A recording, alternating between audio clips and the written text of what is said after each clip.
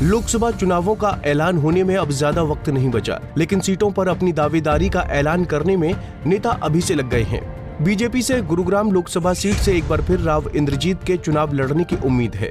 गुरुग्राम में आयोजित hockey tournament में राव इंद्रजीत की बेटी अपने पिता की पैरवी करते दिखी और अपने बयान में कहा कि आगामी चुनाव में जनता राव साहब का साथ जरूर देगी।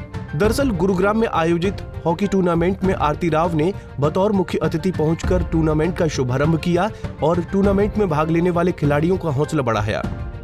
इस दौरान आरती राव एक तरफ जहां गुरुग्राम और बादशाहपुर विधानसभा चुनाव लड़ने पर अटकलों पर बेबाक बयान दिया, तो वहीं दूसरी तरफ लोकसभा में अपने पिता राव इंद्रजीत की पैरवी करती भी नजर आईं।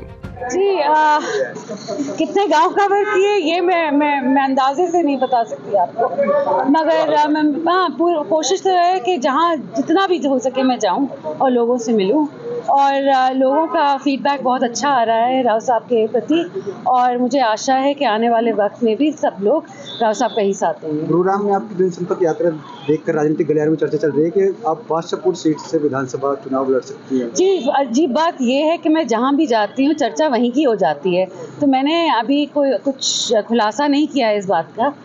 लोकसभा इलेक्शन हो जाएं उसके बाद खुलासा होगा, तो बादशाहपुर हो या रेवाड़ी हो या टेली हो या कोसली हो, ये बाद में। 16 फरवरी को मोदी जी रेवाड़ी आ रहे हैं, रामपुरा उसकी तरफ से क्या कुछ तैयारी है? जी पूरी तैयारी है, लोगों में बहुत प्रसन्नता है कि शिलान्यास होने जा रहा है 16 तारीख को, और मैं आपके सारे व्यूअर्स से ये बोलूँगी कि 16 तारीख को ज़रूर माजरा आएँ और शिलान्यास में शामिल हों। और ये बहुत ही बड़ी चीज़ है हमारे दक्षिण हरियाणा के लिए कि एम्स का शिलान्यास होने जा रहा है, और मैं दक्षिण हरियाणा के सारे लोगों को इसकी मुबारकबाद देती हूँ। इसको लेकर लगातार विपक्षी नेता आपके पिताजी पर सवाल उठा रहे थे कि ये संभव नहीं है, अब आप क्या कहना चाहेंगे?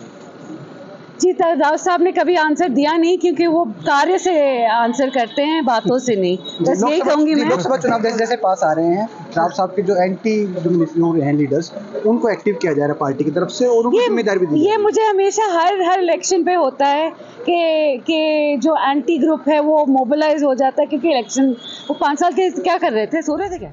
आरती राव से पूछा गया कि गुरुग्राम के अलग अलग इलाकों में उनके जनसंपर्क अभियान से राजनीतिक गलियारों में बादशाहपुर से चुनाव लड़ने की चर्चा जोरों पर है, तो इस सवाल पर आरती राव ने कहा कि मैं जिस भी विधानसभा क्षेत्र कार्यक्रम में जाती हूं, वहीं से चुनाव लड़ने की चर्चा चल जाती है। उनका कहना है कि लोकसभा चुनाव के बाद ही खुलासा करेंगी कि आखिर वो किस विधानसभा से चुनाव लड़ेंगी। वैसे आरती राव के इस बयान के बाद दूसरे नेताओं की क्या प्रतिक्रिया होगी, ये तो आने वाला समय ही बताएगा। गुरुग्राम से bureau report, Punjab Kesari TV. हमसे जुड़े रहने के लिए हमारे YouTube चैनल को सब्सक्राइब करें और नई वीडियो की नोटिफिकेशन के लिए बेल आइकॉन को दबाएं। अगर आप ये वीडियो Facebook पर देख रहे हैं तो लाइक जरूर करें और ज्यादा से ज्यादा शेयर करें। धन्यवाद।